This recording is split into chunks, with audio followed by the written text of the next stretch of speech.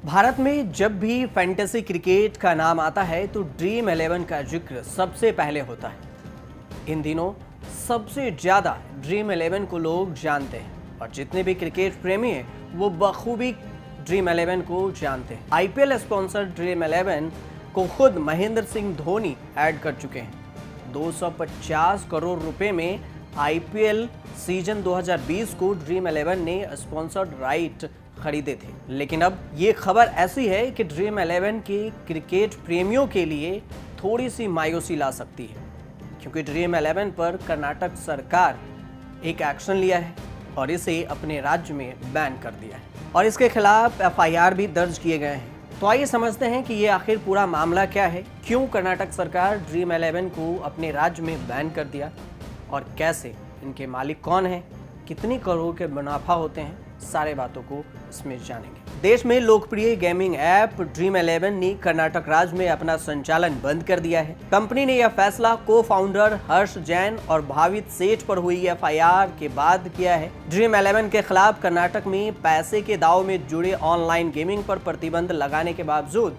अपना fantasy sports app चलाने के लिए एक एफआईआर दर्ज की गई। कर्नाटक में सट्टेबाजी, दाव लगाने और पैसे को जोखिम में डालने से जुड़े ऑनलाइन गेम पर प्रतिबंध इसी हफ्ते लागू हुआ है। आखिर कर्नाटक में ड्रीम 11 को क्यों बैन किया गया, कंपनी इस पर क्या कह रही है और कर्नाटक सरकार का क्या कहना है, क्यों इसको ड्रीम 11 को कर्नाटक में बैन किया गया, इसके बारे में भी जानकारी लेते हैं। दरअसल 5 अक्टूबर को कर्नाटक सरकार ने राज्य में नए कानून को मंजूरी दी है। इस कानून के तहत कर्नाटक में ऑनलाइन जुए, सट्टे से जुड़े सभी ऐप के इस्तेमाल पर प्रतिबंध लगाया गया है। इसके अलावा पैसे के जोखिम से संबंधित अन्य ऐप पर भी रोक लगाई गई है। लेकिन कंपनी पर आरोप है कि इस नए कानून की मंजूरी और रोक के बाद भी ड्रीम 11 ऐप बंद नहीं किए और ऐप चालू रहा। इसके बाद 9 अक्टूबर को 42 वर्षीय एक कैब ड्राइवर मंजूनाथ ने बेंगलुरु के अन्नपूर्णेश्वरी पुलिस स्टेशन में इस ऐप के चालू रहने का आरोप लगाया था। शिकायत पर कार्रवाई करते हुए पुलिस ने कंपनी के सीईओ के खिलाफ केस दर्ज कर लिया है। इस बात की जानकारी मिलते ही कंपनी ने सोशल मीडिया पर पोस्ट किया और उसके जरिए कहा, हाल ही में सामने आए मीडिया कवरेज के बाद कर्नाटक के यूजर्स ने अपनी सुरक्षा को लेकर चिंता व्यक्त की है। ग्राहकों की चिंता को समझते हुए हमने कर्नाटक में अपनी सेवाएं बंद करने का निर्णय लिया है। यह फैसला बिना किसी पहले बताए गए कानूनी दायरे में रहकर लिया गया है। इसके अलावा ड्रीम 11 ने कहा कि वह एक जिम्मेदार और कानून के दायरे में रहकर काम करने वाली संस्था है। वह कर्नाटक सरकार के कानून पर अपने सलाहकारों से राय ले रही है।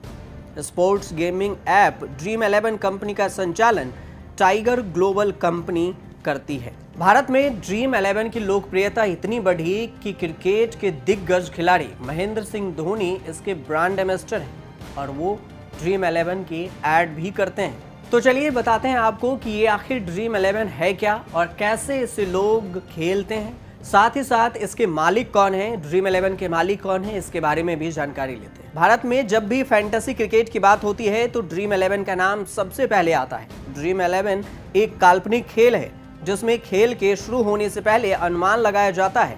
जैसे कि यदि आप क्रिकेट में खेल रहे हैं तो आपको अनुमान लगाना पड़ता है कि कौन सा खिलाड़ी आज बेहतर प्रदर्शन करने वाला है, कौन सा बल्लेबाज सबसे ज्यादा रन बनाने वाले हैं और कौन सा गेंदबाज सर्वाधिक विकेट लेगा।